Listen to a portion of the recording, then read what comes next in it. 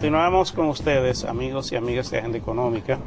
Antes de retornar al análisis que viene haciendo Henry Ebral y de visualizarlo desde el punto de vista del impacto que tiene todo este entorno internacional, la economía dominicana, presupuesto, y quiero un breve segundo para dar las gracias a los directivos de la Cámara de Cuentas que nos han enviado un documento muy bien elaborado sobre lo que es la guía para el sujeto de fiscalización. Este es un documento que tiene un contenido bastante interesante. No lo hemos leído porque nos los acaban de presentar, pero lo poco que hemos visto nos da la impresión de que esto representa un cambio en ese organismo, porque ya uno por lo menos está recibiendo lo que es un documento que sirve de guía para todo lo que es el proceso de fiscalización y para que la Cámara de Cuentas, que es una entidad que tiene una alta responsabilidad en fiscalizar las actividades de los organismos del Estado, sobre todo aquellos que manejan presupuestos, pueda hacer su trabajo, rendir los informes y nosotros, los dominicanos, poder ver que hay un cambio y que hay un mejor manejo de esta entidad que ha sido realmente producto de muchas críticas y de muchos cuestionamientos en el pasado. Me parece que las cosas andan mejor por ahí.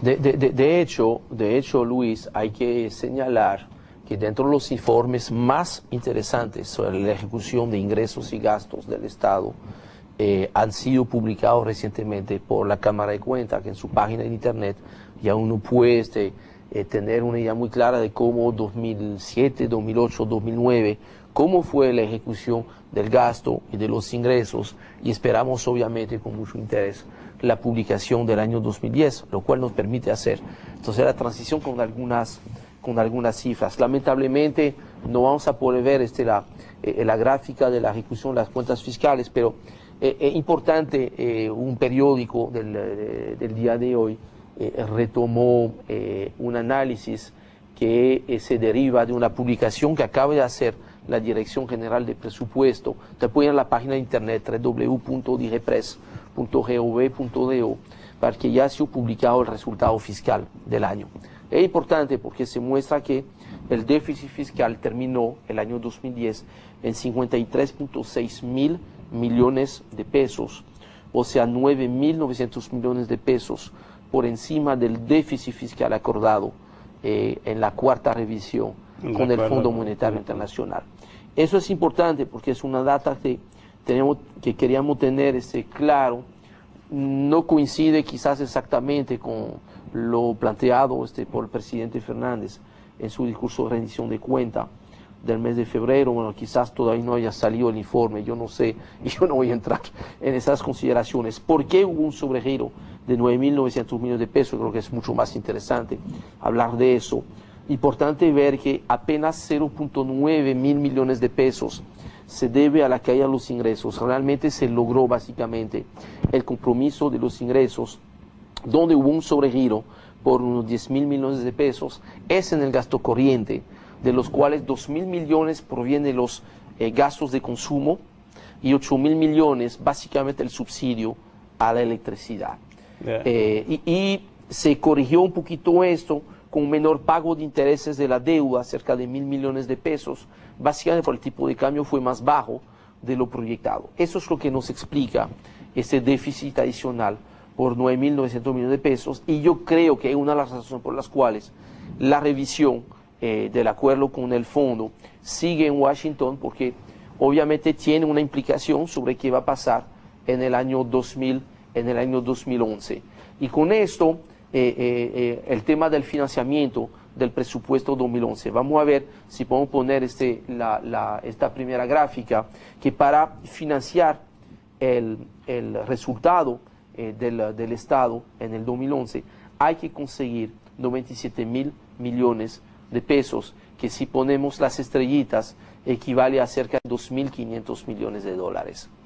De ahí la importancia de mantener el acuerdo con el fondo, de llegar a una redefinición con el fondo, porque es muy cuesta arriba conseguir 2.500 millones de dólares si tú no estás con el fondo. De ahí yo creo que obviamente se va a conseguir la forma de readecuar algunos objetivos, algunas cifras con el fondo, sincerizar el tema del subsidio a la electricidad y probablemente compensar este aumento del subsidio con una reducción de los gastos de capital. Está previsto en el presupuesto este año 79.000 millones de pesos de gasto de capital. Yo creo que el sobregiro en la cuenta de subsidio a la electricidad se va a compensar con una revisión hacia la baja, al igual que se hizo, dicho de paso, durante el año 2010. Para terminar, dentro de los numeritos que teníamos, que el tema del servicio a la deuda. Ya ustedes saben que yo tengo una forma de calcular que quizás no es la misma que algunos amigos del sector oficial, lo cual no quiere decir que no estemos de acuerdo. O sea, hay varias maneras de medir la deuda. El servicio de la deuda este año, según el presupuesto, y es el presupuesto oficial, son documentos oficiales, el que ustedes ven aquí, se contempla dedicar 113.000 millones de pesos al servicio de la deuda.